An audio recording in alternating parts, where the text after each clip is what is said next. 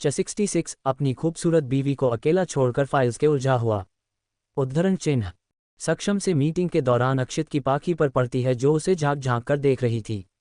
अक्षित को अपनी ओर देखता देख पाखी ने झट से अपनी नज़र घुमा ली और खिड़की से बाहर देखने लगी। उसे ऐसे करता देख अक्षित के फेस पर एक डेविल स्माइल आ गई। सक्षम उसे एक फाइल देने ही वाला था कि अक्षित ने अपना हाथ दिखाकर उसे रोक दिया। सक्षम ने फाइल बंद करके अपने हाथ में रख ली। अक्षित अपनी जगह से उठता है और पाखी की ओर बढ़ने लगता है। ये देखकर पाखी थोड़ा घबराने लगती है, लेकिन तभी उसने मन में सोचा, मैं क्यों इनसे डर रही हूँ? मुझे इनसे डरने की कोई ज़रूरत नहीं है। मुझे इनसे थोड़ी अकड़ के बात करनी चाहिए, वरना ये मुझे हल्के में लेने लगेंगे। उद्धरण चिन्ह। ये सब सोचते हुए पाखी के चेहरे के एक्सप्रेशन डेली सोप के वैम्प जैसे होने लगी। पाखी अक्षित उसके पास आया और उसका नाम लिया, जिससे पाखी अपने दिमाग से बाहर निकली और अक्षित की ओर देखने लगी। अक्षित उसके सामने एक पैर पर दूसरा पैर रखते हुए बैठता है और पाखी को देखने लगता है। उसके ऐसे देखने पर पाखी कहती है, ऐसे क्या देख रहे हैं आप? अक्षित अपनी एक आईब्रो चढ़ाकर कहता है, देख रहा हूं कि तुम कितनी बेशर्म होती जा रही हो। आपके कहने का मतलब क्या है? मैंने क्या किया है? पाखी ने थोड़े गुस्से ने कहा, जिससे उसकी नाक लाल होने लगी।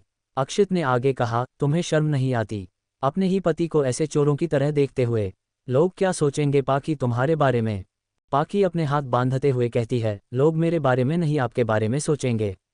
सोचेंगे कि कितना हार्टलेस पति है, अपनी खूबसूरत बीवी को अकेला छोड़कर हमेशा फाइल्स में उलझा रहता है। आपको थोड़ा सा टाइम मुझे भी देना चाहिए। उद्धरण चिन्ह। अक्षित मुस्कुराते हुए मन में सोचता है, दूसरों की वाइफ किसी और लड़की से जलती है और एक मेरी वाइफ है जो मेरे काम से ही जल रही है। अक्षित स्मर्क करते हुए पाखी को ही देख रहा था।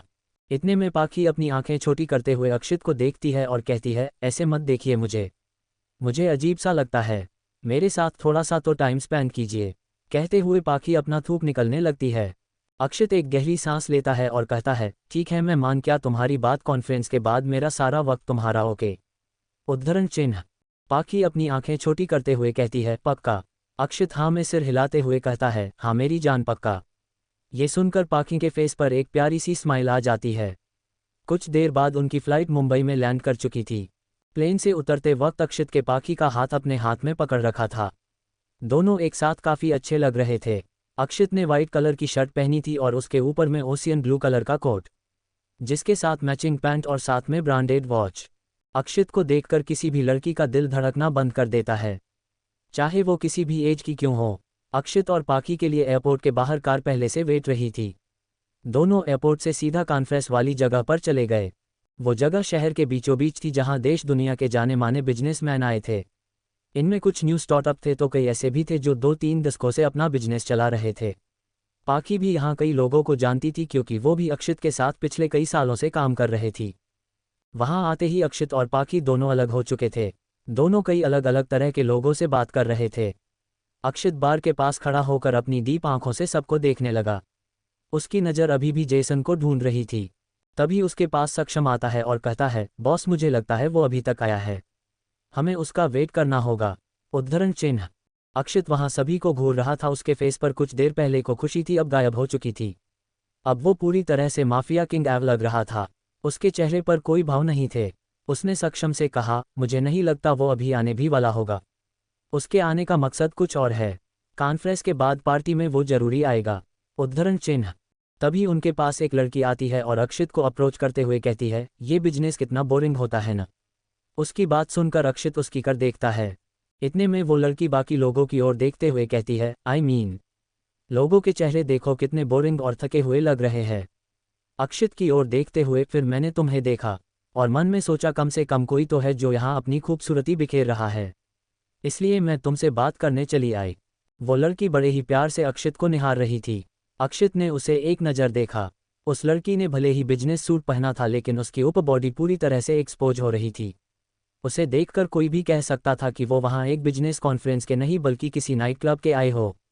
उद्धरण चिन्ह।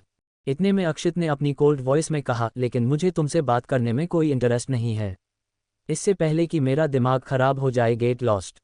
अक्षित ये बात बड़े ही नॉर्मल टोन में कही थी, लेकिन ये शब्द बर्फ में डूबे किसी खंजर की तरह लग रहे थे, जिसे सुनकर वो लड़की अपनी जगह पर ही जम गई। लेकिन वो हार नहीं मानना चाहती थी। उसने अक्षित के हाथ को आहिस्ता से छूते हुए कहा, कुछ देर में तुम्हारा भी मन लगेगा मुझसे बात करने का। उस लड़की ने अक्षित को सेड्यूस करते हुए कहा। लेकिन अक्षित उसकी बात सुनने के मूड में बिल्कुल भी नहीं था। एक तो वो यहाँ किसी इम्पोर्टेंट काम से आया था और ऊपर से उसके साथ पाखी भी थी। वो नहीं चाहता था कि अब किसी की वजह से भी पाखी और उसके बीच गलतफहमी हो। उद्धरण चिन्ह। वही सक्षम ये बात समझ चुका था कि अक्षित गुस्से में फटने ही वाला है। लेकिन वो लोग अभी कई लोगों की नज़रों में थे, इसलिए उसने बात को संभालते हुए उस लड़की से कहा, देखिए मिस, अगर आप अपनी सलामती चाहती है तो यहाँ से चले जाए, वरना इसका अंजाम अच्छा नहीं होगा। उद्धरण चिन्ह। कहते हुए सक्षम ने एक नज़र नीचे डाली। यहाँ उसने फाइल के पीछे गन पकड़ी हुई थी। ये देखकर उस लड़की ने झट से अपना हाथ अक्षित के हाथ से हटा दिया और उन दोनों को मन ही मन गाली देती हुई वहाँ से चली गई। कुछ देर बाद कॉन्फ्रेंस शुरू हो गई। वही अक्षित और पाखी एक साथ बैठे हुए थे, लेकिन अक्षित का ध्यान अभी वहाँ नहीं था। वो कब से जेसन का वेट कर रहा था, लेकिन न तो जेसन आया और न ही दर्शन। उसे अब जयंत के बताए गए इन्फॉर्मेशन पर डाउट होने लगा था, जिसकी वजह से अक्षित की आंखें गुस्से से लाल होने लगी थी। उसने अपनी मुट्ठी भी कस ली थी और उसे टेबल के नीचे छिपा रखा था। पाखी अक्षित का ये बिहेवियर नोटिस कर रही थी। उसे समझ नहीं आ रहा था कि आखिर अक्षित इतने गुस्से में क्यों है। वो अक्षित से इस बारे में पूछना चाहती थी कि उसके गुस्से की वजह क्या है, लेकिन वो ऐसा कर नहीं पा रही थी। कुछ देर बाद कॉन्फ्रेंस खत्म हो चुका था। अक्षित बिना वक्त गवाए वहां आ जा चुका था। वही पाखी ये सब देखकर थोड़ी अपसेट हो गई थी। वो मन में सोच रही थी कि जब अक्षित को उसे इग्नोर ही करना था तो उसे अपने साथ लेकर ही क्यों आया। कॉन्फ्रेंस के बाद एक पार्टी थी जिसमें पाखी अकेली कोने में खड़ी हुई थी। उसकी नज़र अक्षित को ढूंढ रही थी, लेकिन उसका ये करना बेकार था। अक्षित और सक्षम वहां से बाहर निकल आए थे। वो दोनों पार्किंग में अपनी कार में बैठकर ही मीटिंग कर रहे थे। अक्षित काफ़ी गुस्से में था क्योंकि दर्शन और जेसन दोनों में से कोई यहाँ नहीं आया था। उसे पहले से ही इस बात पर डाउट था कि जयंत की दी हुई इन्फॉर्मेशन सही होगी, क्योंकि जयंत दर्शन का वफादार था। वो अपनी जान दे देता, लेकिन दर्शन का प्लान कभी भी अक्षित को नहीं बताता, और जब उसने मुंह खोला तो भी उसने सिर्फ उन्हें झूठी इन्फॉर्मेशन थी। अक्षित बैक सीट पर बैठा हुआ था और उसकी आंखों में गुस्सा था। उसने कार के सीट को गुस्से में पंच मारा और चिल्लाते हुए बोला, उन लोगों की हिम्मत कैसे हुई मेरे साथ गेम खेलने की? उन लोगों ने मुझे समझ के क्या रखा है? इन छोटी सी ट्रिक्स से मैं हार मानकर उनका पीछा छोड़ दूंगा? कभी नहीं। उन सबको इस चालाकी की सजा तो मिलेगी ही। उद्धरण चिन्ह। अक्षित बहुत ज़्यादा गुस्से में था। अगर उसने सामने कोई होता तो आज उसकी कब्र यही बन जाती। इतने में ही सक्षम के फ़ोन पर अंश का कॉल आने लगा। सक्षम ने कॉल रिसीव करके फ़ोन स्पीकर पर डाल दिया था। अंश कहता है, भाई मुझे उस जयंत के फ़ोन से एक इम्पोर्टेंट खराब मिली है। ये सुनकर अक्षित के एब्रो तन गई और उसने कहा, कैसी खबर? उद्धरण चिन्ह। अंश आगे कहता है, मैंने उस फ़ोन को कुछ लोगों को मदद से खोलना चाहा, लेकिन फ़ोन इतना टूट चुका था कि वो बिल्कुल भी नहीं खुल पाया। लेकिन उसकी हार्ड डिस्क एकदम सही सलामत थी। उसमें मुझे एक इम्पोर्टेंट बात चली। अक्षित ध्यान से उसकी बात सुन रहा था और उसने अभी भी अपनी मुट्ठी कस रखी थी। अंश कहता है, इसमें जेसन और दर्शन की मीटिंग के बारे में एक खास बात है। वो लोग आज ही मीटिंग करने वाले हैं, लेकिन वहाँ नहीं जहाँ तुम गए हो। ये जगह मुंबई से थोड़ी दूरी पर है, जहाँ पर दर्शन का पुराना घर हुआ करता था। तुझे याद तो है ना? अक्षित ने कहा, हाँ मुझे याद है। सक्षम, अब चलो जल्दी, वहाँ हमें उन लोगों से पहले वहाँ जाना है। सक्षम हाँ में सिर हिलाता है और कार स्टार्ट करने ही वाला होता है कि अंश कहता है, लेकिन ये मीटिंग शायद वो लोग आधी रात के बाद करने वाले हैं, और तेरे साथ तो पाखी भी है ना? उसका क्या? पाखी का नाम सुनकर अक्षित का गुस्सा थोड़ा शांत होने लगा। वो लगभग भूल ही गया था कि आज यहाँ वो अकेले नहीं आया था। उसने सक्षम से कहा, तुम आपके आदमियों को उस जगह पर भेजने की तैयारी करो, मैं थोड़ी देर में आ जाऊंगा। उद्धरण चिन्ह। सक्षम ने सिर झुकाकर ये सर कहा। वही पार्टी में पाखी चुपचाप कोने में खड़ी थी। पाखी ड्रिंक नहीं करती थी। हाँ, वो बात अलग है कि उसने एक बार ड्रिंक करके अक्षित को अपनी बेसुरी आवाज़ से काफ़ी परेशान किया था। पाखी सभी लोगों को पार्टी एंजॉय करते हुए देख रही थी। तभी उसके पास एक लड़की वाइन का ग्लास लेकर आती, जिसे पाखी आश्चर्य होकर देखती रहती है। कंटिन्यू। दोस्तों, आपको आज का ये चैप्टर कैसा लगा कमेंट में ज़रूर बताना और इस ज़रूर लाइक करना। 67 ड्रिंक, नशा और डांस। पाखी कोने में चुपचाप खड़ी थी, तभी एक लड़की उसे एक ड्रिंक ऑफर करती है, जिसे देखकर पाखी थोड़ी हैरान हो जाती है। तभी वो लड़की कहती है, हाय मेरा नाम प्रिया है। मैं कब से तुम्हें ही देख रही थी।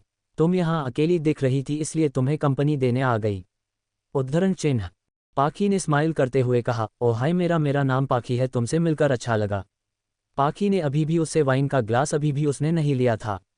इतने में प्रिया उसकी ओर ग्लास बढ़ाते हुए कहती है, अब लो भी। इतना क्यों डर रही हो? पाकी उससे वाइन का ग्लास लेकर कहती है, नहीं ऐसी बात नहीं है कि मैं डर रही थी। उद्धरण चिन्ह। प्रिया ने भी स्माइल करते हुए कहा, चलो ये तो अच्छी बात है कि तुमने कम से कम ये वाइन का ग्लास तो ले लिया। दोनों कुछ देर ऐसे ही बातें करते हैं। प्रिया पाकी को वाइन पीने के लिए इंसिस्ट करती है जिसकी वजह से पाकी को वाइन पीना पड़ता है। पाकी का मन हो रहा था कि वो अभी कह दे को वो ड्रिंक नहीं करती, लेकिन जब प्रिया ने उसे प्यार से कहा तो वो मना नहीं पाए। देखते ही देखती पाकी ने पूरी ग्लास खाली कर दी, जिसके बाद प्रिया ने कहा, मैं तुम्हारे लिए एक और ड्रिंक लेकर आती हूँ। कहते हुए प्रिया ने उसके हाथ से ग्लास ले लिया। पाकी उसे रोकना चाहती थी और रोकने के लिए उसने अपने कदम भी बढ़ाए, लेकिन उसका सर उसे भारी होता महसूस होने लगा। आह कहते हुए पाकी ने अपना सिर पकड़ लिया। पार्टी की लाइट थोड़ी डिम थी जिसमें लोगों के चेहरे बड़ी मुश्किल से दिख रहे थे। कई लोग कपल डांस भी कर रहे थे, इसलिए किसी ने भी न तो पाकी की आवाज़ सुनी और न ही उस पर ध्यान दिया। वही प्रिया बार के पास जाती हुई कुछ लड़कों को इशारा करती है जैसे वो कह रही हो कि तुम्हारा काम हो गया। एक्चुअली प्रिया और उन लड़कों का प्लान ही था पाकी को फंसाने का। हर जगह ऐसे लोग जरूर मिल जाती है जो किसी मासूम का फ़ायदा उठाना चाहते हो। जब से वो लड़के आए थे तब से उनकी नज़र पाकी पर ही थी। जब उन्होंने पाकी के आसपास किसी और को नहीं देखा तो उन्हें अपना गेम शुरू करने का मौका मिल गया और उन्होंने ने प्रिया को भेजा पाकी के पास। प्रिया का इशारा पाकर उन लड़कों के फेस पर एक डेविल स्माइल आ गई। प्रिया ने पाकी के ड्रिंक में नशीली दवा मिला दी थी जिसकी वजह से पाकी का सिर भारी होने लगा था। वो लड़के कुछ देर रुककर ये देखने लगे कि पाकी पूरी तरह नशे की आगोश में आ चुकी है या नहीं। जब उन लड़कों को लगा कि अब मौका आ चुका है तो उनमें से 2 लड़के पाकी के पास जाने लगे। पाकी अभी भी आपके आप को स्टेबल करने की कोशिश कर रही थी, लेकिन दवा ने अपना असर दिखा दिया था। पाकी को अब नशा होने लगा था। पाकी कुछ समझ पाती उससे पहले ही वो दोनों लड़के पाकी के सामने खड़े हो गए। उन्हें अपने सामने देखकर पाकी ने अपना सिर झटका क्योंकि उसे साफ साफ दिखाई नहीं दे रहा था। जब उसे थोड़ा सा क्लियर दिखने लगा तो उसने नशे में कहा, कौन हो तुम दोनों? इतने ने एक लड़का पाकी को गंदी नज़र से देखते हुए कहता है, तुम्हारे चाहने वाले। पाकी भले ही नशे में थी लेकिन उस लड़के के कहने का मतलब उसने अच्छी तरह से समझ आ रहा था। उसने अपने आप को स्टेबल करने की कोशिश की और उसकी ओर उंगली दिखाते हुए कहा, अपनी बकवास बंद करो। उद्धरण चिन्ह। नशे में होने की वजह से पाकी के पैर लड़खड़ाने लगे। इतने में दूसरा लड़का उसे संभालते हुए कहता है, अरे संभालो खुद को, कितनी नाजुक हो तुम, गिर जाएगी तो तुम्हें चोट लग सकती है। ऐसा कहते हुए वो लड़का पाकी के कलाई को पकड़ लेता है, लेकिन पाकी झटके से अपना हाथ दूर कर लेती है और इस आदमी को गुस्से में आंखें छोटी करते हुए कहने लगी, डोंट टच मी। अगर मेरे हस्बैंड को पता चलेगा तो वो तुम्हें जान से मार देंगे, समझे? पाकी ये सब तो कह रही थी लेकिन उसे बिल्कुल भी होश नहीं था। वो लड़के इस बात को समझ चुके थे, इसलिए एक लड़के ने कहा, अरे मैडम, हम आपको यही तो बताना चाहते हैं, हमें आपके हस्बैंड ने ही भेजा है उनके पास ले जाने के लिए। उद्धरण चिन्ह। वो लड़का दूसरे लड़के को आंख मारकर इशारा करता है। दूसरा लड़का भी बात आसानी से समझ जाता है और कहता है, जी ये सही कह रहा है, हमें उन्होंने ही भेजा है। वो कब से आपका वेट कर रहे हैं, प्लीज़ चलिए वरना वो गुस्सा हो जाएंगे। उद्धरण चिन्ह। उसकी बात सुनकर पाकी अपनी इंडेक्स फिंगर अपने फोरहेड पर रखकर कुछ सोचने लगती है और कहती है, ठीक है फिर चलते हैं, वरना वो गुस्सा हो जाएंगे। वैसे भी गुस्सा उनकी नाक पर होता है। उद्धरण चिन्ह। पाकी उनके साथ चलने को तैयार हो जाती है लेकिन अचानक से रुक जाती है और कहती है, लेकिन एक मिनट, उन्होंने तुम जैसे बदसूरत लोगों को क्यों भेजा? वो खुद भी तो आ सकते थे अपना हैंडसम सा चेहरा लेकर। पाकी फिर से अपनी इंडेक्स फिंगर अपने फोरहेड पर रखकर सोचने लगती है। वही वो दोनों लड़के पाकी के मुंह से बदसूरत वर्ड सुनकर चिढ़ गए। वो दोनों लड़के दिखने के काफ़ी डैशिंग थे और उनकी पर्सनैलिटी भी अच्छी थी, लेकिन अक्षित के सामने वो दोनों कुछ भी नहीं थे। उनके से एक लड़के ने कहा, अरे मैडम, शायद आपकी नज़र कमज़ोर हो गई है, इस पूरी पार्टी में हम जैसा गुड लुकिंग मैन आपको नहीं मिलेगा। उद्धरण चिन्ह। दूसरे लड़के ने भी उसी हमें हाँ मिलाते हुए कहा, इसने सही कहा, आप एक बार हमें देखिए तो हमारी पर्सनैलिटी के सामने आप अपने हस्बैंड को भी भूल जाएंगे। कहते हुए वो लड़का अपने बालों में हाथ फेरने लगा। उसकी ये बात सुनकर पाकी सोचना बंद कर देती है और उस लड़के को गैर से देखने लगती है। उस लड़के को देखने के बाद पाकी ठहाके लगाकर हंसे जा रही थी। उसने एक बार फिर से उस लड़के को देखा और हंसने लगी। हंस हंस के उसका बुरा हाल होने लगा था। पाकी की हंसी सुनकर उन लड़कों के लग रहा था कि पाकी उनका मजाक उड़ा रही है। उन दोनों लड़के का चेहरा काला पड़ने लगा था और गुस्से में उनकी नशे तनती जा रही थी। वो लड़के मुंबई के काफ़ी हाई प्रोफाइल घर से आते हैं और दिखने में भी काफ़ी हैंडसम थे। चाहे एक्टर हो या मॉडल, सभी लड़कियां इनके आगे पीछे घुमा करती है। और यहाँ पाकी ने 2 मिनट के अंदर ही उनका मेल इगोहट कर दिया था। एक लड़के ने पाखी को उसके बाजू से पकड़ते हुए कहा, ये लड़की तुझे नहीं लगता कि तू कुछ ज्यादा ही हंस रही है? उस लड़के ने पाखी के बाजू को मजबूती से पकड़ते हुए कहा। उनके आंखों में गुस्से साफ दिखने लगा था। उसे पाखी का किया गया मजाक बिल्कुल भी पसंद नहीं आया था। इतने में दूसरे लड़के ने उसे शांत करते हुए कहा, देख भाई, ये सही जगह नहीं है। एक बार ये ऊपर हमारे कमरे में पहुंच जाए उसके बाद तू अपना गुस्सा उतरता रहना इस पे। अभी इसे यहाँ से लेकर जाना है। उसकी बात सुनकर पहले लड़के ने अपना गुस्सा पी लिया। दूसरा लड़का कहता है, मैडम सर आपका वेट कर रहे होंगे, चलिए हमारे साथ। उस लड़के ने रास्ते की तरफ हाथ दिखाते हुए कहा। पाखी भी उनके हाथ को फॉलो करती हुई उसी डायरेक्शन में जाने लगी। लेकिन तभी उसकी नज़र डांस फ्लोर पर पड़ी जहां कुछ कपल डांस कर रहे थे। उन्हें देखकर पाखी फिर से रुक गई। ये देखकर पहला लड़का कहता है, अब क्या हुआ तुम्हें? पाखी ने बेबी फेस बनाते हुए कहा, मुझे डांस करना है।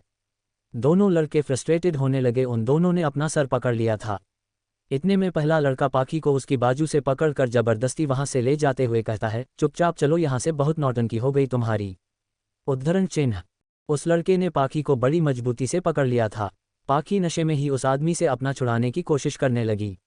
लेकिन जब वो इसने नाकाम रही तो उसने उस लड़के के हाथ पर बाइट किया, जिससे उस लड़के ने पाखी के हाथ को छोड़ दिया और उसकी हल्की सी चीख निकल गई।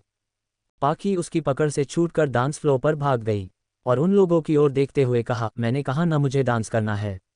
दोनों लड़के गुस्से में पाखी को ही देख रहे थे, लेकिन अब वो कई लोगों की नज़रों में आ चुकी थी, जिसकी वजह से उन दोनों ने खुद पर कंट्रोल किया। वही पाखी उन लड़कों को गुस्से में देख रही, लेकिन उसके कदम पीछे की ओर बढ़ते जा रहे थे। इतने में पाखी किसी से टकरा गई। उसने झट से पीछे मुड़कर देखा, तभी उन दोनों पर लाइट पड़ने लगी और वो दोनों सबकी नज़रों में आ गए। पाखी उस लड़के को देखकर उसके आंखों में खोने लगी थी। उसे ऐसा लग रहा था कि सारी दुनिया रुक चुकी है और बस वो दोनों ही यहाँ मौजूद हो। पाखी उस लड़के काली गहरी आंखों में देखते हुए मुस्कुराते हुए बोली, अक्षित आप यहाँ थे? इतने उसे देखते हुए कहता है, हाँ मैं यही था, तुम्हें ढूंढ रहा था। लेकिन ये क्या, तुमने ड्रिंक कर रखी है? उद्धरण चिन्ह। पाखी अपनी नज़रें झुकाते हुए कहती है, हाँ थोड़ी सी, लेकिन मैं आपके पास ही आ रही थी, मुझे आपके साथ डांस करना था। वो दोनों लड़के मुझे आपके पास ले जाने वाले थे। पाखी उन दोनों लड़कों की ओर इशारा करने लगती है। जब अक्षित वहां देखता है तो उसे वहां कोई नहीं दिखता। ये उन लड़कों की खुशकिस्मती थी कि अक्षित ने उन्हें नहीं देखा, वरना उनके घर वाले उन लड़कों को बात ढूंढते ही रह जाते हैं। वहां किसी को न देखकर अक्षित ने सोचा कि पाखी ने फिर से अपने दिमाग में ही कोई कहानी बनाई होगी, जैसा उसने लास्ट टाइम किया था। अक्षित पाखी को उसके चीन से होल्ड करता है और उसका फेस अपनी ओर टर्न करते हुए कहता है, अब तो मैं आ चुका हूं ना, चलो डांस करते हैं। डांस का नाम सुनकर पाखी को आंखें चमकने लगी। उसे हमेशा से ही अपने पार्टनर के साथ ऐसा डांस करना था, लेकिन ये मोमेंट शायद उसे याद नहीं रहने वाला था। अक्षित ने पाखी के लेफ्ट हैंड को अपने कंधों पर रखा और उसके राइट हैंड को अपने लेफ्ट हैंड में लिया। पाखी के छोटे छोटे सॉफ्ट हाथ अक्षित बड़े और मजबूत हाथों में खोसे गए थे। अक्षित अपना राइट हैंड पाखी की कमर पर रखकर उसे अपनी ओर खींच लेता है और उसकी आंखों में देखने लगता है। लाइट की वाइट रोशनी में दोनों किसी फेरी टेल के मेन कैरेक्टर को तरह लग रहे थे। जहां पाखी एक नाजुक सी प्रिंसेस को तरह लग रहा थी, वही अक्षित किसी खूबसूरत प्रिंस की तरह। सबकी नज़र बस उन दोनों पर ही ठहर चुकी थी। वही वो दोनों लड़के भगवान को थैंक यू कह रहे थे कि वो अक्षित के आने से पहले ही पाखी से दूर हो चुके थे। वो दोनों अक्षित को अच्छे से जानते थे। उसका गुस्सा और एरोगेंस किसी से छुपा नहीं था। अगर इन दोनों लड़कों को अक्षित ने पाखी के आसपास भी देख लिया होता तो इन दोनों की कब्र यही खुद जाती है। वो दोनों लड़के मौका पाकर वहां से निकल चुके थे, क्योंकि वो कोई भी रिस्क नहीं लेना चाहते थे। अगर वो अक्षित से उलझते तो उनके घर वाले भी उनसे मुंह मोड़ लेते। वही पाखी पर दवाएं अब हावी होने लगी थी। वो अब सीधा खड़ा भी नहीं हो पा रही थी। पाखी नशे में ही अक्षित से सीने से लगी हुई थी और उसके छोटे छोटे हाथों ने अक्षित के कमर को बांध रखा था। अक्षित ने भी पाखी को उसके कमर से होल्ड किया हुआ था और उसके साथ म्यूजिक की धुन में बस अपने कदम यहाँ से वहां ले जा रहा था। जब अक्षित को लगा कि अब पाखी ज़्यादा देर तक खुद को नहीं संभाल सकती तो उसने अपना फेस हल्के से पाखी की ओर झुकाया और उससे कहा, मिसेज वालिया, आई थिंक हमें यहाँ से चलना चाहिए। पाखी जो अक्षित के सीने में सर रख कर लगभग सो ही चुकी थी, उसने कहा, नहीं, मुझे अभी और डांस करना है। पाखी अभी भी डांस करना चाहती थी, लेकिन उसके अंदर खड़े होने की भी ताकत नहीं। अक्षित ये बात जानता था कि पाखी ऐसा ही कुछ कहने वाली है, इसलिए उसने फिर से अपने फेस को थोड़ा सा झुकाया और कहा, लेकिन मैं काफ़ी थक गया हूँ, यहाँ से चलते हैं वरना मुझे काफ़ी प्रॉब्लम हो सकती है। अक्षित अच्छे से जानता था कि अगर वो ऐसी बात करेगा कि वो परेशानी है तो पाखी उसे कभी मना नहीं करेगी। और हुआ भी ऐसा। पाखी अपना सिर अक्षित के सीने से थोड़ा उठाती है और कहती है, आप थक चुके हैं। तो फिर ठीक है, चलिए रूम में चलते हुए। उद्धरण चिन्ह। पाखी नशे में अक्षित से अलग होती है और चलने की कोशिश करती है, लेकिन उसके पैर लड़खड़ा जाते हैं। अक्षित उसे अपने मजबूत कंधों से संभालता हुआ अपनी गोद में उठा लेता है। उसे यहाँ मौजूद किसी भी इंसान से कोई फर्क नहीं पड़ रहा था। उसे बाद पाखी की ही चिंता थी। उसने पाखी को अपने गोद में उठाया और अपने रूम की ओर जाने लगा। दूसरी तरफ रात के 8 बजे मुंबई एयरपोर्ट पर दर्शन का प्लेन लैंड कर चुका था। दर्शन जयंत का अंतिम संस्कार करके सीधा मुंबई आया था। उसकी सिर पर अक्षित को बर्बाद करने का जुनून सवार था। उसकी आंखों के वो मंजर साफ साफ दिखाई दे रहा था जब अक्षित ने जयंत की लाश को गिफ्ट में पैक करके उसके यहाँ भेजा था। एयरपोर्ट के बाहर एक कार उसका वेट कर रही थी। एक आदमी दर्शन के लिए कार का दरवाजा खोलता है और दर्शन बड़े एटीट्यूड के साथ उस कार में बैठ जाता है। कार सीधा उसके पुराने रेसिडेंस की ओर जाने लगती है। पूरे रास्ते दर्शन के एक वर्ड भी नहीं कहा और बस खिड़की से बाहर देखता रहा। कार सीधा उसके मेंशन के बाहर आकर रुकती है। एक गार्ड दर्शन के लिए दरवाजा खोलता है। दर्शन बड़े शान से कार से बाहर निकलता है और अपने मेंशन के सामने खड़े होकर उसे बड़े गौर से देखने लगता है। उसे देखते हुए दर्शन कहता है, सब कुछ यही से शुरू किया था, और आज जब फिर से कुछ करना है तो यही से करना है। उद्धरण चिन्ह।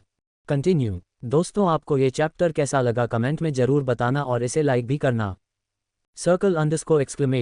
68 मुझे अक्षित पसंद है और स्ट्रॉबेरी से एलर्जी। उद्धरण चिन्ह। दर्शन मुंबई पहुंच चुका था। वही अक्षित पाखी को लेकर रूम की ओर जाने लगा था। पाखी काफ़ी ज़्यादा नशे में थी जिसकी वजह से उसका पूरा बदन ढीला हो गया और इसका वजन भी ज़्यादा लग रहा था। अक्षित को उसे उठाने में लगी परेशानी हो रही थी, लेकिन वो उसे कैसे भी संभाले हुए था। उसका मन कर रहा था कि वो फिर पाखी को उसके वजन के लिए चिढ़ाए, लेकिन ये सही वक्त नहीं था। अक्षित पाखी को रूम में सुलाकर दर्शन के मेंशन की ओर जाना चाहता था। अक्षित जैसे भी करके रूम पहुंच चुका। रूम पहुंचने के बाद पाखी झट से अक्षित के गोद से उतर गई और बालकनी में चली गई। वहां ठंडी ठंडी हवाएं चल रही थी। मौसम को देखकर ऐसा लग रहा था जैसे आज काफ़ी बारिश होने वाली है। पाखी ठंडी हवाओं को अपने चेहरे पर महसूस कर रही थी। उसने अपनी आंखें बंद कर ली थी और अपना हाथ फैलाते हुए जोर से कहने लगी, मुझे अक्षित पसंद है, मैं उनसे बहुत प्यार करती हूँ। पाखी जितना ऊंची हो सके उतनी ऊंची आवाज में ये बातें कह रही थी। वही अक्षित जो पाखी कुछ दूरी पर खड़ा था, अचानक से पाखी का कन्फेशन सुनकर अक्षित की आंखें शौक से बड़ी हो गए। फिर उसने एक आह भरते हुए अपनी आंखें बंद कर ली और मन में सोचने लगा कि पाखी ये सब इसलिए कह रही है क्योंकि वो नशे में है। उसने नमे अपना सिर हिलाया और उसके पास और उसे पीछे से हग करते हुए अपनी गर्म सांसें उसके कान के पास छोड़ते हुए कहा, तुम्हें ये बातें नशे में ही क्यों करनी होती है, कभी होश में भी कह दिया करो। उसकी बात सुनकर पाखी अक्षित की ओर मुड़ती है और कहती है, मैं कहाँ नशे में हूँ, देखिए तो सही, मैं पूरे होशों हवास में हूँ। भले ही पाखी खुद के होश में रहने का दावा कर रही थी, लेकिन उसकी आंखें भी मुश्किल से खुली हुई थी। वो अक्षित को देख ही नहीं पा रही थी, बस उसका मुंह चल रहा था। उसे ऐसे देखकर अक्षित मन में सोचता है, हाँ वो तो समझ में आ ही रहा है कि तुम कितनी होश में हो मिसेज वालिया। उद्धरण चिन्ह। अक्षित पाखी को फिर से गोद में उठा लेता है और उसे बेड की ओर ले जाने लगता है। इतने में पाखी कहती है, आप मुझे कहाँ लेकर जा रहे हैं, नीचे उतारिए मुझे। उद्धरण चिन्ह। अक्षित उसे बेड पर बैठाते हुए कहता है, अब तुम्हें सो जाना चाहिए, काफ़ी लेट हो गया है। पाखी बार बार पलके झपकाते हुए अक्षित को देखने की कोशिश करती है क्योंकि उसे कुछ भी क्लियर नहीं दिख रहा था। जब उसे अक्षित का चेहरा दिखने लगता है और वो खुद को बेड पर पाती है तो उसका चेहरा शर्म से लाल होने लगता है। अक्षित उसके एक्सप्रेशन को देखकर समझने की कोशिश कर रहा था कि उसके दिमाग में आखिर चल क्या रहा है। इतने में पाखी ने अपनी पलकें झुका ली और शर्माते हुए कहने लगी, ओह, तो आप मुझे बेड पर लाना चाहते थे ताकि मुझे प्यार कर सके। उसकी बात सुनकर अक्षित का मुंह खुला का खुला रह गया। एमन में यही सोच रहा था कि पाखी हमेशा से ही इतनी बोल्ड है, नशे में इसकी कोई और पर्सनैलिटी बाहर आ जाती। इतने में पाखी अक्षित का कलर पकड़कर उसे अपनी ओर खींचते हुए कहती है, लेकिन आप इतनी देर से रुके क्यों है, मेरो तरफ देखिए ना। पाखी ऐसी हरकतें करती हुई काफ़ी प्यारी लग रही थी। उसने एक छोटा सा पाउट बना लिया और अपनी आंखें खुली रखने की कोशिश कर रही थी। उसे इस हाल में देखकर अक्षित का मन हो रहा था वो पाखी को जी भर के प्यार करे, लेकिन उसे कुछ और काम भी करने थे। उसने पाखी को बेड पर गिरा दिया और उसके ऊपर आ गया। उसके ऐसा करने से पाखी के फेस पर एक स्माइल आ गई और उसने अपने हाथ अक्षित के गर्दन पर बांध दिए। पाखी अभी भी अक्षित को निहार रही थी। अक्षित को ही पता था जब उसने उन प्यारी प्यारी आंखों से उसकी ओर देखा तो उसके लिए कंट्रोल करना कितना मुश्किल था। उसने एक गहरी सांस ली और कहा, अपनी आंखें बंद करो। उद्धरण चिन्ह। अक्षित ये समझ चुका था कि पाखी की आंखें नशे की वजह से बंद होने हो वाली है और अगर उसने कुछ देर तक अपनी आंखें बंद रखी तो उसे जरूर नींद आ जाएगी। लेकिन पाखी ने उसकी बात सुनकर मुंह बना लिया और कहा, लेकिन पिछली बार तो आपने कहा था कि आंखें खुली रखनी है। उद्धरण चिन्ह। इतने में अक्षित कहता है, अब कह रहा हूं ना को बंद करो। पाखी मुंह फुलाए अपनी आंखें बंद कर लेती है। अक्षित बिल्कुल सही था। मुश्किल से 15 सेकंड बीते थे कि अक्षित के नेक से पाखी के हाथ फिसल गए। अक्षित समझ चुका था कि पाखी अब नहीं उठने वाली, इसलिए उसने उसके लिप्स पर एक सॉफ्ट किस किया और कहा, मैं जानता हूं कि मैं तुम्हें फिर से छोड़कर जा रहा हूं, लेकिन मेरा जाना जरूरी है। अक्षित पाखी की ऊपर से उठा और उसे अच्छे से बेड पर लेटाते उसे ब्लैंकेट से कवर कर दिया। बाहर का मौसम ठंडा होने लगा था, इसलिए उसे एसी के टेम्परेचर को भी थोड़ा बढ़ा दिया और बालकनी का दरवाजा बंद के अपने कपड़े चेंज कर चला गया। अक्षित ने ब्लैक कॉलर के लेदर जैकेट के साथ ब्लैक जीन्स और टी शर्ट पहनी हुई थी। उसने अपने ब्लैक बूट्स भी पहन लिए थे। वहां से निकलने से पहले उसने एक बार पाखी को देखा। पाखी गहरी नींद में सो रही थी, जिसे देखकर अक्षित ने चैन की सांस ली। अक्षित रूम से निकल गया और उसने दरवाजा धीरे से बंद किया। रूम के बाहर अक्षित ने पाखी की सेफ्टी के लिए 4 गार्ड्स को खड़ा कर दिया था। उसने गार्ड्स को पाखी का ध्यान रखने के कहा और अपनी वॉच देखते हुए वहां से निकल गया। रात के 10 बज चुके थे और यहाँ दिल्ली में राधिका एक बड़े से घर सामने अपना सिर पकड़कर बैठी हुई थी। ये अंश का घर था जहां वो लास्ट टाइम राधिका को लेकर आया था। राधिका काफी टाइम से उसका वेट कर रही थी। अब तो उसे डाउट होने लगा था कि अंश आने वाला है भी या नहीं। राधिका गुस्से में अपनी जगह से उठती है और घर के गेट को जोर से लात करते हुए कहती है, आखिर उन्हें लगता है क्या वो नहीं आएंगे तो मैं उनका रात भर वेट करती रहूंगी? बिल्कुल नहीं। लेकिन वेट तो कर रही हूं ना। ये मुझे हो क्या रहा है? क्या मैं उनसे प्यार करने लगी हूं? नहीं, ऐसा नहीं हो सकता है। राधिका अपना हाथ अपने कान कर रख लेती है और नमे सिर हिलाने लगती है। इतने में ही किसी को कार को लाइट उस पर पड़ती है जिसकी उसकी आंखें बंद होने लगती है। ड्राइवर कार को लाइट बंद करता है और कार से ही राधिका को देखने लगता है। ये अंश था जो राधिका को इस वक्त यहाँ देखकर थोड़ा शॉक था, लेकिन कुछ देर में ही उसकी फेस पर एक डेविल स्माइल आ गई। उसने मन में सोचा, क्या इस लड़की को अब मेरा गुस्सा होना या इसे इग्नोर करना इतना बुरा लग रहा है कि मुझसे मिलने यहाँ आ गई? इतनी जल्दी तो मैं भी इस पे फ्लैट नहीं हुआ था जितनी जल्दी ये हो रही है। उद्धरण चिन्ह। अंश अपने एक्सप्रेशन थोड़े से सख्त करता है और कार से उतरकर राधिका की ओर बढ़ने लगा। वही अंश को देखकर राधिका की हालत खराब होने लगी। उसे समझने नहीं रहा था कि वो अंश से क्या कहेगी, कि वो यहाँ क्या कर रही है। देखते ही देखते अंश राधिका के एकदम सामने था। अंश राधिका को घूर कर देख रहा था और राधिका नर्वसनेस में अपनी पलकें बार बार झपकाने लगी थी। अंश अपनी एक आईब्रो चढ़ाकर कहता है, इतनी रात को यहाँ क्या कर रही हो? राधिका को जिस बात का डर था वही हो गया। अब उसे एक अच्छा सा बहाना बनाना था, वो भी कुछ ही सेकंड में। राधिका अपनी पलकें झपकाते हुए, मैं ये कह रही मैं थी। उद्धरण चिन्ह। उसकी बात सुनकर अंश अपना सिर हिलाते हुए कहता है, क्या मैं कर रही हो? जो कहना है जल्दी कहो। अंश से राधिका को घूरते हुए कहा। कुछ सेकंड सोचने के बाद राधिका के मुंह से निकलता है, मुझे आपसे रवीना जी के केस के बारे में डिस्कस करना है। हाँ, डिस्कस करना है इसी बारे में। अंश अपना हाथ बांधते हुए, वो तो हम कल भी कर सकते थे, तुम्हें इस वक्त यहाँ आने की जरूरत नहीं थी। अंश राधिका की नर्वसनेस देखकर मन ही मन मुस्कुरा रहा था, लेकिन उसने अपने एक्सप्रेशन होल्ड करके रखे हुए थे। अंश की बात सुनकर राधिका एक ऑकवर्ड स्माइल करती हुई कहती है, वो तो मैंने सोचा ही नहीं। ही। राधिका बाहर से हंस तो रही थी लेकिन मन ही मन सोच रही थी, आप ही लेट आए हो, मैं तो यहाँ शाम से आपका वेट कर रही हूँ हो। राधिका अपना बैग अपने कंधे पर लगती हुई कहती है, अब मुझे चलना चाहिए, हम कल ऑफिस में बात कर लेंगे। कहते हुए राधिका जाने के लिए पीछे मुड़ती है, लेकिन वहां से भी एक कार आ रही होती है जिसको लाइट सीधा राधिका की आंखें में पड़ती है, जिससे उसके कदम रुक जाते हैं। अंश भी 2 कदम आगे लेकर उस कार को देखता है और सोचता है कि इस वक्त कौन आ सकता है। उस कार से रवीना बाहर निकलती है और अपनी हाई हील्स से टक टक की आवाज़ करती हुई उनके सामने आ जाती है। लेकिन राधिका को यहाँ देखकर उसका मूड खराब हो जाता है। वो यहाँ अंश के साथ टाइम स्पेंड करने आई थी, इसलिए उसने बहुत ही सेक्सी ड्रेस पहनी हुई थी और अपने बालों का मेसी बन बनाया था। वही हाल राधिका का भी था। उसे रवीना को देखकर गुस्सा आने लगा था। राधिका मन में सोच रही थी, ये लड़की तो हाथ मुंह धोकर इन्हें पीछे पड़ चुकी है। मेरा मन तो कर रहा है कि इसका मुंह तोड़कर सारे दांत गिरा दूं हो। राधिका की बॉडी गुस्से की वजह से तपने लगी थी, लेकिन वो अपने फेस पर एक झूठी स्माइल ले आए। रवीना ने भी राधिका को स्माइल पास की, लेकिन वो सीधा अंश के गले लग गई। अंश भी उसे गले से लगा लेता। ये देखकर राधिका की आंखें गुस्से से बड़ी हो गई। रवीना हक ब्रेक करती हुई कहती है, यार मैं तो यहाँ तुमसे बात करने आई थी, लेकिन लगता है तुम दोनों बिजी हो, शायद मुझे बाद में आना चाहिए। रवीना ने अजीब नज़रों से देखते हुए कहती है।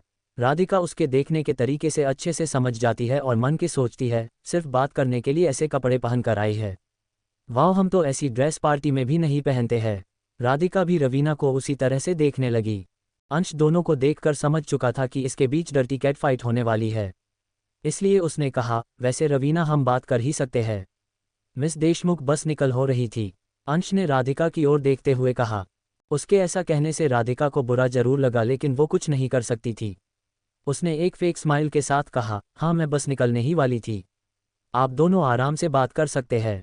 राधिका का मन कर रहा था कि वो अंश का सिर फोड़ दे, लेकिन उसने अपने फेस पर स्माइल जारी रखी और वहां से निकलने लगी। इतने में रवीना ने कहा, ओह तुम जा रही हो, मैं सोच रही थी कि हम तीनों ही कुछ देर रुक कर बातें करते हैं, लेकिन अब तुम जा ही रही हो तो क्या ही कर सकते हैं।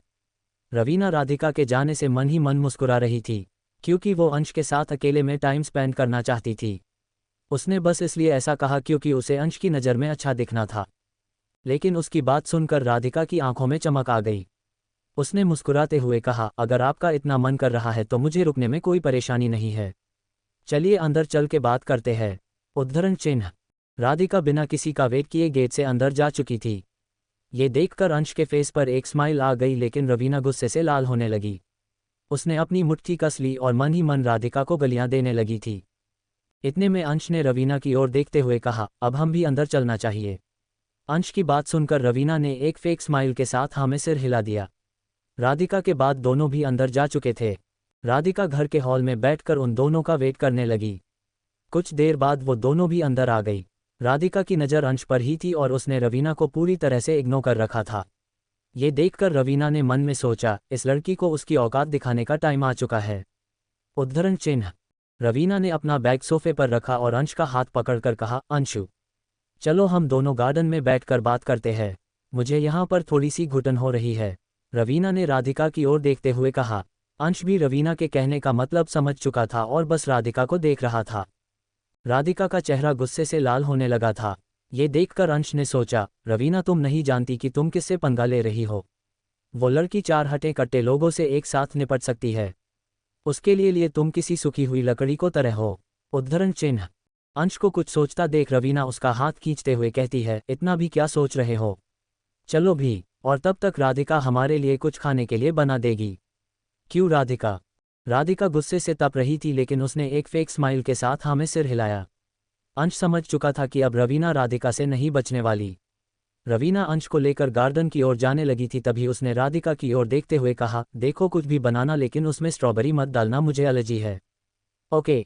राधिका ने हाँ में सिर हिलाया और अंश को घूरते हुए देखने लगी। लेकिन रवीना अंश को लेकर गार्डन में जा चुकी थी। इधर राधिका किचन में गई और उन दोनों के कुछ बनाने लगी। राधिका ने सोचा कि दोनों के लिए मिल्कशेक बना देगी। यही सोचकर उसने फ्रिज खोला और वहां से दूध निकाला लिया। तभी उसकी नज़र स्ट्रॉबेरी पर पड़ती है, जिसे देखकर राधिका के फेस पर एक डेविल स्माइल आ गई जाती है। लेकिन वो अपना सिर झटकते हुए खुद से कहती है, नहीं राधिका ऐसा नहीं सोचते, उसे कोई सीरियस प्रॉब्लम हुई तो। उद्धरण चिन्ह। लेकिन तभी उसने सोचा, उसने मुझे नीचा दिखाने के लिए यहाँ भेजा है, इतना तो उसके साथ होना ही चाहिए। राधिका ने स्ट्रॉबेरी उठा ली और किचन की खिड़की से बाहर गार्डन में बैठी रवीना को देखते हुए बोली, अब तुम्हें मजा आएगा मिस रवीना। हो। उद्धरण चिन्ह। राधिका ने स्ट्रॉबेरी उठाए और 2 से 3 स्ट्रॉबेरी रवीना के मिल्कशेक में डाल दी। जब उसका मन नहीं भरा तो उसने 1-2 और भी डाल दी। राधिका इस वक्त किसी डेविल की तरह हंस रही थी। वो उस वक्त को सोच रही थी जब रवीना ये सब पी लेगी। कुछ देर बाद राधिका दोनों के लिए मिल्कशेक लेकर गार्डन में चली गई। उसने अंश के मिल्कशेक में स्ट्रॉबेरी नहीं डाला था। उसने रवीना और अंश को मिल्कशेक दिया और चुपचाप खड़े होकर उन्हें देखती रही। इतने में ही रवीना ने कहा, अब तुम्हें घर जाना चाहिए, काफ़ी लेट हो चुका है। ओके, कल मिलते हैं। रवीना के ऐसा कहने पर अंश भी उससे कुछ नहीं कहता, इसलिए राधिका हाँ में सिर हिलाती हुई वहां से अंदर आ जाती है। लेकिन वो नहीं गई। वो रवीना को हालत देखने के लिए किचन में ही रुक गई और खिड़की से झांकने लगी। रवीना एक सांस में सारा मैं मिल्कशेक पी लेती है। ये देखकर राधिका और अंश दोनों ही शॉक हो जाते हैं। लेकिन राधिका के चेहरे पर डेविल स्माइल आ जाती है। इतने में ही रवीना अपने हाथ अंश के गले में डाल देती है और उसके काफ़ी करीब आ जाती है। ये देखकर अंश शॉक हो जाता है और राधिका गुस्से से लाल।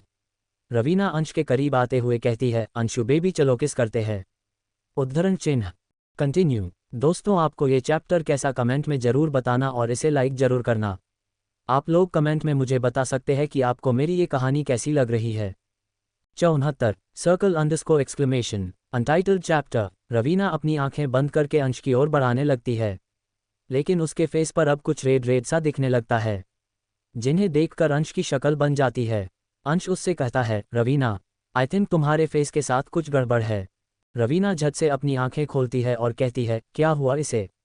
रवीना अपना फेस टच करके देखती है। मुझे महसूस होता है कि उसे अपने फेस पर जलन हो रही है। ये देखकर वो बहुत डर जाती है और कहती है, उस लड़की ने मेरी ड्रिंक में स्ट्रॉबेरी डाल दिया था, इसलिए ऐसा हो गया। ओ गॉड, अब मैं क्या करूं? इतने में अंश कहता है, आई थिंक तुम्हें अब घर जाना चाहिए और अपनी मेडिसिन लेनी चाहिए। उद्धरण चिन्ह। उसकी बात सुनकर रवीना कहती है, तुम सही कह रहे हो, मैं चलती हूँ, कल बात करते हैं। रवीना वहाँ से घर के अंदर आती और अपना बैग लेकर चली जाती है। वही राधिका किचन से ये सब देखती हुई मजे ले रही थी। तभी अंश की नज़र किचन की खिड़की पर पड़ती है, जहाँ राधिका एक डेविल स्माइल के साथ रवीना को जाते हुए देख रही थी। अंश समझ चुका था कि ये सब राधिका ने ही किया है, लेकिन वो इस बात पर बिल्कुल भी गुस्सा नहीं था। उसे राधिका की हरकतों पर प्यार आने लगा था। राधिका मुस्कुराते हुए एक बार अंश की ओर देखती है, जहां अंश राधिका को ही देख रहा होता है। ये देखकर राधिका थोड़ा घबरा जाती है। उसे पूरा यकीन था कि उसे अब डांट पड़ने वाली है। राधिका अंश से बचने के लिए भागने की तैयारी करने लगती है। राधिका जल्दी से हॉल में जाती है और आपका बैग उठाकर दरवाजे की तरफ भागने लगती है, लेकिन तभी अंश उससे पीछे से आवाज़ देते हुए कहता है, तुम अभी तक गई नहीं। अंश की आवाज़ सुनकर राधिका उसकी ओर देखती है और कहती है, ओह मैं बस जा ही रही थी। सी यू कहते हुए राधिका अपने कदम पीछे ले रही थी। अंश स्मर्क करते हुए उसको बढ़ता है और कहता है, तुम्हें अच्छे से पता थी कि उसे स्ट्रॉबेरी से एलर्जी है, फिर भी तुमने उसके मिल्कशेक में स्ट्रॉबेरी डाली। तुमने ऐसा क्यों किया राधिका? अंश की बात सुनकर राधिका के कदम रुक जाते हैं और वो अनजान बनने का नाटक करते हुए कहती है, क्या स्ट्रॉबेरी वाली ड्रिंक उसने पी ली? शायद मुझसे गलती हो गई होगी, मैं कल उससे माफ़ी मांग लूंगी। ठीक है, अब मैं चलती हूँ। उद्धरण चिन्ह। राधिका वहां से जाने के लिए पीछे मुड़ती है, लेकिन अंश अपनी रौबदार आवाज में कहता है, एक मिनट। उसकी आवाज़ सुनकर राधिका अपने कदम रोक देती है और फिर से अंश को और देखने लगती है। अंश उसके पास आता है और उसे चीन से होल्ड करते करते हुए उसका फेस अपनी ओर करता है और कहता है, तुम्हें नहीं लगता तुम्हें इसके लिए पनिशमेंट मिलनी चाहिए? उद्धरण चिन्ह। राधिका अंश की आंखों में देखती है। अंश की आंखों में इस वक्त शरारत भरी हुई थी। राधिका कुछ समझ पाती उससे पहले ही अंश ने अपने होठ राधिका के होठों पर रख दिए, जिससे राधिका की आंखें शौक से बड़ी हो गई। अंश के ऐसा करने पर राधिका उसे खुद से दूर करने की कोशिश नहीं करती। उसकी आंखें शौक से बड़ी जरूर हो गई थी, लेकिन जब उसे समझ आया तो वो भी इस किस में खुद का कंट्रीब्यूशन देने लगी। राधिका ने अंश को नहीं रोके देखकर अंश ने राधिका को उसके कमर से होल्ड कर लिया और उसे अपने और करीब ले आया।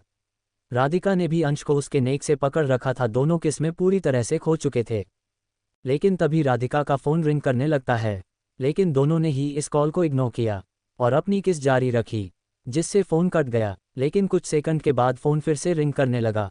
दोनों ने इसे फिर से इग्नोर करने की कोशिश करी, लेकिन आखिर में अंश से ये इग्नोर न हो सका। उसने राधिका के होठों को खुद से आज़ाद किया और अपना सिर राधिका के सिर से जोड़ लिया। एक लंबी किस के बाद दोनों की सांसें काफ़ी तेज हो गई थी और उनकी धड़कनें उसकी उम्मीद से काफ़ी ज़्यादा बढ़ गई थी। अंश ने अपनी सांसों पर काबू करते हुए कहा, यार जिसने भी कॉल किया था ये थोड़ी देर में कॉल नहीं सकता था क्या? मैंने इस दिन के लिए कितना वेट किया है। उद्धरण चिन्ह। उसकी बता सुनकर राधिका स्माइल करते हुए कहती है, आई थिंक मॉम होंगी, मुझे जाना होगा। उद्धरण चिन्ह। अंश अपनी आंखें बंद करके कहता है, आज के लिए यही रुक जाओ प्लीज़। राधिका खुद को अंश से दूर करते हुए कहती है, अगर आज यहाँ रुक है तो मॉम मुझे घर से ही निकाल देंगी। उद्धरण चिन्ह। इतने में अंश स्माइल करते हुए कहता है, ये तो और अच्छी बात है, फिर तो तुम हमेशा के लिए यहाँ रुक सकती हो। अंश ने बड़े प्यार से देखते हुए कहा, जिससे राधिका की धड़कनें फिर से बढ़ने लगी और उसका फेस शर्म से लाल होने लगा। उसने खुद को धड़कनों पर कंट्रोल करते हुए कहा, मुझे अब जाना चाहिए, हम कल मिलते हैं। इतना कहकर राधिका बिना एक सेकंड गवाए वहां से जा चुकी थी, क्योंकि वो जानती थी कि अगर अंश उसे फिर से रुकने के लिए कहेगा तो उसे मना करना उसके लिए काफ़ी मुश्किल हो जाता। इधर अंश काफ़ी खुश था। उसे अब पूरा यकीन हो चुका था कि राधिका के मन में भी उसके लिए सेम इमोशंस है। तभी अंश के फ़ोन में सक्षम का मैसेज आता है। अंश वो मैसेज पढ़ता है जिसमें लिखा होता है कि वो लोग अब दर्शन को ख़त्म करने जा रहे हैं। वहीं मुंबई में दर्शन आपके पुराने मेंशन में एक आलिशान चेयर पर बड़े शान से बैठा हुआ था। उसके चेहरे पर जंग जीतने वाली खुशी थी। उसने जंग शुरू होने से पहले ही खुद को विनर समझ लिया था। उसे यकीन था कि वो और जेसन दोनों मिलकर अक्षित को बर्बाद कर देंगे। इतने में ही मैंशन के बाहर 8 से 10 मर्सिडीज आकर रुकी। कार्स की आवाज़ सुनकर दर्शन के फेस पर एक डेविल स्माइल आ गई। उन कार्स में से बीच की कार से एक 6 फीट 2 इंच का आदमी बाहर निकला। उसकी बॉडी काफ़ी सॉलिड थी और उसके लुक्स अट्रैक्टिव। उसे देखकर कोई भी उस पर फिदा हो सकता था, लेकिन उसके चेहरे पर एक भी इमोशन नहीं था। वो किसी भी चीज़ को देखकर कुछ भी रिएक्ट नहीं कर रहा था। जैसे ही वो कार से उतरा, दर्शन के आदमी उसका वेलकम करने के लिए उसके सामने लाइन से खड़े हो गए। ये जेसन था, जिसने अक्षित को बर्बाद करने की साजिश में दर्शन का साथ देने की कोशिश की है। जेसन जैसे जैसे मैंशन की ओर बढ़ता है, उसकी आंखें और भी डार्क होती जाती है। दर्शन के सभी लोग उसके सामने अपना सिर झुकाते जा रहे थे। कुछ देर ही जेसन दर्शन के सामने था। दर्शन अपनी आलिशान कुर्सी पर बैठा सिगार के मजे ले रहा था। जैसे ही जेसन अंदर आया, दर्शन उसे अपनी चेहरे से देखने लगा। ये बात जेसन को अच्छी नहीं लगी। वो ऑस्ट्रेलिया से इतनी दूर ये मेहमान नवाजी देखने नहीं आया था। उसने अपनी आईब्रो सिकुड़ की और बड़े एटीट्यूड से दर्शन को देखने लगा। उसका ऐसा देखना दर्शन को थोड़ा अजीब लगाने लगा था। जब उसने दिमाग लगाया तो उसे समझ में आया कि उसने क्या गड़बड़ की है। दर्शन अपनी चेयर से उठा और जेसन को और बाहें फैलाते हुए आगे बढ़ते हुए कहता है, welcome welcome welcome my friend. तुम्हें देखकर मुझे सच में काफ़ी खुशी हुई। दर्शन ऐसे जता रहा था जैसे उसने अभी कुछ गड़बड़ की ही नहीं हो। दर्शन को ऐसे देखकर जेसन भी समझ चूक था कि ये आदमी काफ़ी चालाक है और इससे कैसे डील करना है। आखिर जेसन भी यहाँ आपके फ़ायदे के लिए ही आया था।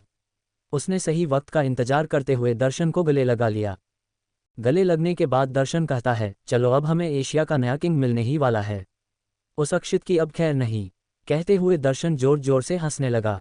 दोनों वहीं पर एक आलीशान सोफे पर बैठ चुके थे और उनके पीने के लिए ड्रिंक भी आ चुकी थी। जेसन शराब की एक ग्लास उठाते हुए कहता है, मिस्टर दर्शन, मुझे आपके बस इतना बताया था कि अक्षित आपका दुश्मन है और उसे ख़त्म करने के लिए आपको मेरी ज़रूरत है। लेकिन आपने मुझे उसके बारे में और कुछ भी नहीं बताया। आखिर वो किस गैंग से है और उसने एशिया का किंग बनने की सोची कैसे? जेसन शराब का एक सिप लेता है और उसके साथ दर्शन भी शराब पीते हुए कहता है, अपना ही कुत्ता है, बस थोड़ा बिगड़ गया है इसलिए भौंकने लगा है। लेकिन तुम चिंता मत करो, उसके काटने के पहले ही हम उसके सारे दांत तोड़ देंगे और वो बस एक इतिहास बनकर ही रह जाएगा। उद्धरण चिन्ह। ये सारी बातें करते हुए दर्शन फिर से हंसने लगता है। वही जेसन भी उसके बातों का मजा ले रहा होता है। कुछ देर ड्रिंक करने के बाद जेसन कहता है, पहले हम अपनी डील साइन कर ले, फिर उस अक्षित से निपट लेंगे। उद्धरण चिन्ह। जेसन ने अपना हाथ बढ़ाया और अपने एक आदमी से फाइल लेकर दर्शन को दे दी। उन दोनों ने माफिया वर्ल्ड के साथ साथ बिजनेस वर्ल्ड में भी साथ साथ काम करने की प्लानिंग कर रखी थी। जेसन के ऑयल का बिजनेस इंडिया में अब दर्शन संभालने वाला था। दर्शन उन पेपर्स को पढ़ने लगता है और वो बड़े ध्यान से ही उन्हें पढ़ रहा था होता है। सारे पेपर्स पढ़ने के बाद साइन करके के जेसन को देता है। जेसन उन पेपर्स को एक बार फिर से देखता है और उसके फेस पर एक स्माइल आ जाती है। दोनों डील पक्की करने के लिए एक दूसरे से हाथ मिलाते हैं और जोर जोर से हंसने लगते हैं। इतने में ही काले कपड़े पहना हुआ आदमी ब्लूटूथ में कहता है, लेट्स द गेम बिगन। उसके वर्ड्स कंप्लीट होते ही मैंशन के बाहर की गाड़ियों में एक एक करके ब्लास्ट होने लगता है, जिनकी आवाज़ पूरे मैंशन में गूंजने लगती है। दर्शन डर के मारे सोफे पर गिर जाता है और जेसन गुस्से में चिल्लाते हुए कहता है, what the hell is happening. Jason गुस्से में दर्शन की ओर देखता है और कहता है, ये सब क्या हो रहा है, क्या ये तुमने किया है? तभी एक और ब्लास्ट होता है और दर्शन डर से अपने कान बंद कर लेता है। ब्लास्ट की वजह से दर्शन पहले से ही काफ़ी डरा हुआ था और जेसन की बातें उसे गुस्सा दिला रही थी। उसने जेसन की ओर देखते हुए कहा, मैं तुम्हें कोई पागल लगता हूँ क्या? अगर ब्लास्ट मैंने करवाए होते तो क्या मैं खुद ही इतना डरता? उद्धरण चिन्ह। दर्शन की बात पूरी होते ही दरवाज़ा भी एक ब्लास्ट के साथ खुलता है, लेकिन दरवाजे पर कोई मौजूद नहीं था। जेसन और दर्शन दरवाजे के सामने आते हैं और उसे बड़े ध्यान से देखने लगते हैं। तब दरवाजे से एक आदमी काली आकृति चल के अंदर आने लगती है। धीरे धीरे वो दर्शन और जेसन के पास आ जाती है और उस आदमी का चेहरा देख दोनों चौंक जाते हैं। कंटिन्यू। तो दोस्तों, आपको आज का ये चैप्टर कैसा लगा कमेंट में ज़रूर बताना और इसे लाइक भी करना। ! 70 सबसे बड़ा ट्विस्ट। दर्शन की बात पूरी होते ही दरवाज़ा भी एक ब्लास्ट के साथ खुलता है, लेकिन दरवाजे पर कोई मौजूद नहीं था। जेसन और दर्शन दरवाजे के सामने आते हैं और उसे बड़े ध्यान से देखने लगते हैं। तभी दरवाजे से एक आदमी काली आकृति चल के अंदर आने लगती है। धीरे धीरे वो दर्शन और जेसन के पास आ जाती है और उस आदमी का चेहरा देख दोनों चौंक जाते हैं। ये और कोई नहीं सक्षम था, जिसे देखकर दर्शन ने गुस्से में अपने दांत पीसने लगा। उसे लगा कि ये अक्षित होगा, लेकिन उसका ये सोचना गलत था। उसने गुस्से में सक्षम की ओर देखा और 2 कदम आगे बढ़ाते हुए कहता है, तुम यहाँ कैसे आए? तुम्हें इस जगह के बारे में पता कैसे चला? दर्शन को लग रहा था कि उसने अक्षित और उसके साथियों को बेवकूफ़ बना दिया है और अक्षित अभी भी उसका बिजनेस कॉन्फ्रेंस में वेट कर रहा होगा। लेकिन उसे इस बात का अंदाजा नहीं था कि अक्षित उसकी इस जगह के बारे में भी जानता होगा। दर्शन गुस्से में सक्षम को घूर रहा था, लेकिन सक्षम ने उसका कोई जवाब नहीं दिया। जब सक्षम ने अपनी जुबान नहीं खोली तो दर्शन ने उसे उकसाने को सोची। उसने कहा, तुम्हारा बॉस कहाँ है? कहीं मुझसे डर से अपनी पत्नी के पल्लू के नीचे तो नहीं छिप गया? अपनी बात पूरी करते हुए दर्शन जोर जोर से हंसने लगता है। उसने आगे कहा, अगर उसके जिगर में दम है तो उसे कहो मेरे सामने आए। दर्शन गुस्से ने सक्षम को देखते हुए कहता है। तभी दर्शन के पीछे किसी से बंदूक लोड की, जिसकी आवाज़ सुनकर सक्षम के फेस पर एक डेविल स्माइल आ गई। उसने दर्शन को पीछे देखने के लिए इशारा किया। उसका इशारा पाकर दर्शन पीछे मुड़ता और जेसन भी उसके साथ मुड़ता है। जैसे ही दर्शन पीछे मुड़ता है उसकी आंखें गुस्से से सिकुड़ जाती है। उसके सामने अक्षित उसके चेयर पर बैठा हुआ था। उसके हाथ में एक AK-47 थी और उसने अपना एक पैर चेयर के हैंडल पर रखा हुआ था। अक्षित अभी अपनी बंदूक को देख रहा था और उसने बिना किसी भाव के कहा, मिस्ड मी। कहते हुए अक्षित अपना फेस दर्शन को और टर्न करता है और डेविल स्माइल करने लगता। लेकिन दर्शन गुस्से से लाल हुआ जा रहा था। उसे ये बिल्कुल बर्दाश्त नहीं कि उसकी कुर्सी पर कोई और बैठे और अक्षित तो बिल्कुल नहीं। वो गुस्से में अक्षित को देखते हुए कहता है, तुम्हें कितनी ऊंची उड़ान भरनी है भर लो, क्योंकि अब तुम्हारे पर कटने वाले हैं। मैंने सोचा था कि मैं तुम्हें एक आसान मौत दूंगा, लेकिन तुमने मेरी चेयर पर बैठकर मेरा मन बदल दिया। अब मैं तुम्हें ऐसी मौत दूंगा कि तुम दोबारा जन्म लेने से भी 2 बार सोचोगे। उद्धरण चिन्ह। उसकी बात सुनकर अक्षित अपनी अपनी एक आईब्रो उठाकर उसे देखता है और कहता है, मिस्टर दर्शन राजपूत, जितना अच्छा तुम्हारा नाम है, काश तुम भी उतने ही अच्छे होते। मैंने सोचा था कि जब तक तुम जिंदा हो तब तक मैं तुम्हें कभी तुम्हारी कुर्सी से कभी गिरने नहीं दूंगा, लेकिन तुमने तो मुझे ही मारने की प्लानिंग कर रखी है। How dare you. लास्ट वाली लाइन अक्षित ने गुस्से में कही और दर्शन को घूरने लगा। इतने में सक्षम और अक्षित के बाकी साथी उसकी ओर आकर खड़े हो चुके थे। दर्शन एक डेविल स्माइल के साथ कहता है, तुम अब बचने वाले नहीं हो। अब तुम्हारी जगह मिस्टर जेसन एशिया पर राज करेंगे मेरे साथ, और जेसन तुम्हें अभी खत्म कर देगा। उद्धरण चिन्ह। दर्शन ने अक्षित की गुस्से वाली आंखों में आंखें डालकर देखा। अक्षित कुछ देर दर्शन को यूं ही देखता है, गिराई कॉन्टैक्ट ब्रेक करते हुए हंसने लगा। उसकी हंसी सुनकर सक्षम और इसके बाकी साथी भी हंसने लगे।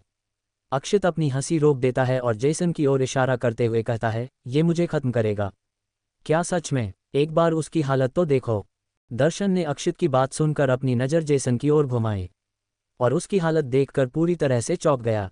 जेसन पसीने से पूरी तरह भीग चुका था और डर की वजह से कांप रहा था। वो बस आंखें फाड़ फाड़ कर अक्षित को ही देखते हैं। इतने में अक्षित के अपना हाथ हल्के से हिलाते हुए कहा, हाय जेसन, तुमसे फिर मिलकर अच्छा लगा। अक्षित ने बस इतना ही कहा था कि जेसन के पैर डर को वजह से लड़खड़ा गए और वो अपने घुटने पर आ गया। उसने अपने हाथ जोड़ लिए डरते हुए गिड़गिड़ाने लगा, माँ मुझे माफ़ कर दो एव, मुझे माफ़ कर दो। मुझे नहीं पता था कि तुम्हारा असली नाम अक्षित है। इस आदमी ने मुझे तुम्हारी असली पहचान नहीं बताई थी। प्लीज़ मुझे माफ़ कर दो। जेसन को उसके घुटने पर देखकर दर्शन का तो बुरा हाल होने लगा था।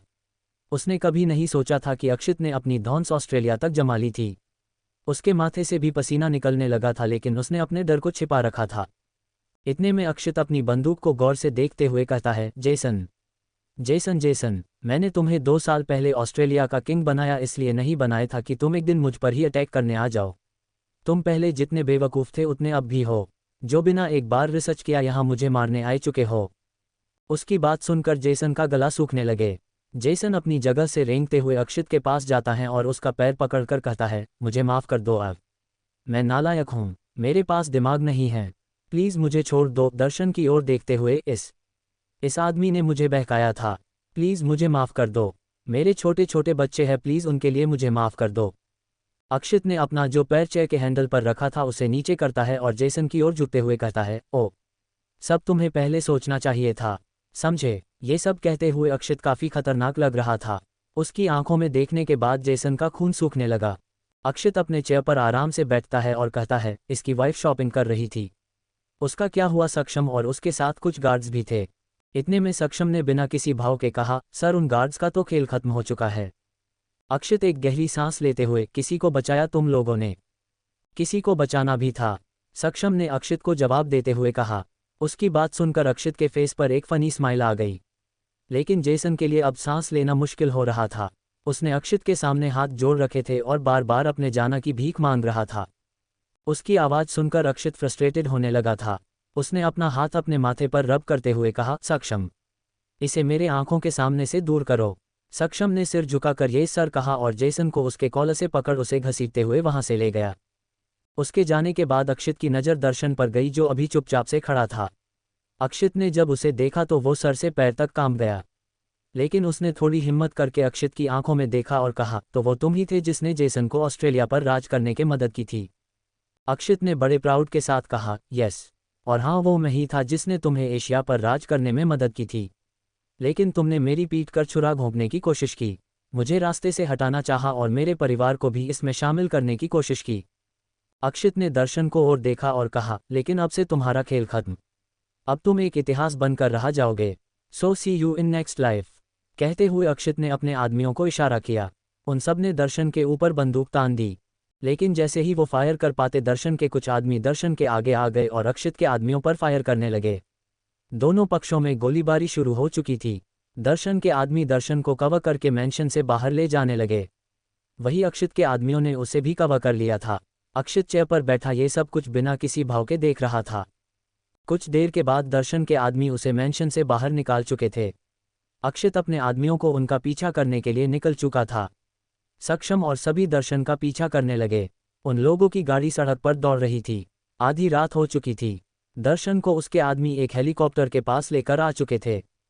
उन्होंने ये प्लान इमरजेंसी के लिए बनाया था। उन्हें लगा नहीं था कि उसे यूज़ करने की ज़रूरत भी पड़ेगी। जब तक अक्षित और बाकी सब वहां पहुंचे दर्शन का हेलीकॉप्टर उड़कर काफ़ी दूर जा चुका था। उसे अपने हाथों से बचकर जाता देख अक्षित काफ़ी से गुस्से के था। उसने गुस्से में चिल्लाते हुए बंदूक से एक दो बार फायर किया। इतने में सक्षम उसके पास आता है और कहता है, बॉस, हम लोग उसे ढूंढ लेने अब अपने होटल में जाए। आपको सुबह तक वो मिल जाएगा। उद्धरण चिन्ह। अक्षित ने गुस्से में सक्षम की ओर देखते हुए कहा, जब तक वो मिल नहीं जाता मैं कहीं नहीं जा रहा। उसे ढूंढकर मेरे सामने लाओ, वरना मुझसे बुरा कोई नहीं होगा। उद्धरण चिन्ह। सक्षम पर अपना गुस्सा निकालकर अक्षित कार में बैठ गया और दर्शन को ढूंढने के लिए जाने ही वाला था कि सक्षम उसे रोकते हुए कहता है, बॉस, उस आदमी को हम संभाल लेने। आप प्लीज़ होटल जाए, मैम वहाँ अकेली है, उन्हें खतरा हो सकता है। उद्धरण चिन्ह। अक्षित गुस्से में कांप रहा था और उसने स्टीयरिंग व्हील को कसकर पकड़ रखा था। लेकिन पाखी का जिक्र सुनते ही अक्षित का गुस्सा नॉर्मल होने लगा। उसने स्टीयरिंग व्हील पर अपनी पकड़ भी थोड़ी ढीली कर दी। उसने सामने की ओर देखते हुए कहा, मुझे वो दर्शन सुबह तक चाहिए। कैसे होगा मुझे नहीं पता, लेकिन वो मुझे चाहिए। उद्धरण चिन्ह। सक्षम से नज़र झुकाकर येस बॉस कहा। अक्षित ने कार घुमा ली और होटल की ओर चला गया। इधर बाकी लोग दर्शन को तलाश करने लगे। वही सक्षम ने भी अंश को सिचुएशन को सारी जानकारी दे रखी थी। उसने यहाँ दिल्ली में सब संभालने का वादा किया और दर्शन के ठिकानों पर अपने आदमियों को भेज दिया। इधर अक्षित होटल आ चुका था। गार्ड्स अभी भी रूम के बाहर ही खड़े थे। अक्षित को देखकर उन लोगों उसे सिर झुकाकर ग्रीट किया। अक्षित ने उन्हें वहां से जाने का ऑर्डर दिया और वो सब वहां से जा चुके थी। अक्षित रूम के अंदर जाता है और उसकी नज़र सबसे पहले बेड पर सोती हुई पाखी पर पड़ती है। पाखी अभी एक गहरी नींद में सो रही थी। नींद में वो रुक रुक मुस्करा रही थी। शायद कोई अच्छा सपना देख रही होगी। लेकिन अक्षित का प्यारा सपना तो उसके सामने ही था जो अभी गहरी नींद में था। पाखी के साइड की टेबल लैंप जल रही थी, जिसकी गोल्डन रोशनी में पाखी का चेहरा सोने को तरह चमक रहा था। अक्षित शावर लेकर अपने कपड़े चेंज करता है और पाखी को अपनी बाहों में भरकर सो जाता है। अगली सुबह पाखी जब उठती है तो उसके सिर में तेज दर्द हो रहा होता है। लेकिन जब वो अपनी आंखें खोलती है तो उसका दर्द गायब हो जाता है। उसके सामने अक्षित जीन्स और टी शर्ट पहले मिरर में देखते हुए अपने बाला सेट कर रहा था। अक्षित की टी शर्ट उसके कोहनी से कुछ ऊपर तक आ रही थी, उससे उसके मसल्स विजिबल हो रहे थे। साफ कहे तो पाखी उसकी खूबसूरती देखकर खोसी गई थी। अक्षित अपने बाल सेट करके पाखी को देखता है। पाखी अभी भी उसे बिना पलके झपकाए देख रही थी। अक्षित को अपनी ओर देखता है। पाखी अपने सेंस में आती है और कहती है, आप कहीं जा रहे हो? अक्षित उसकी ओर बढ़ता हुआ कहता है, हम। लेकिन सिर्फ मैं नहीं, हम दोनों मुंबई घूमने जा रहे हैं। जल्दी आ, तैयार हो जाओ। अक्षित रात को सोच रहा था कि दर्शन की वजह से उसने पाखी को काफ़ी नेग्लेक्ट किया है, इसलिए उसने मुंबई घूमने का प्लान बनाया था। घूमने की बात सुनकर पाखी बेड से उठकर खड़ी हो गई और खुशी से कहने लगी, क्या हम सच में जा रहे हैं? ओ माय गॉड, मैं बस 15 मिनट में रेडी होकर आती हूँ। पाखी उछलती हुई बाथरूम के अंदर चली जाती है और अक्षित उसे मुस्कुराकर देख रहा होता है। कंटिन्यू। दोस्तों, आपको ये चैप्टर कैसा लगा कमेंट में ज़रूर बताना और इसे लाइक भी करना।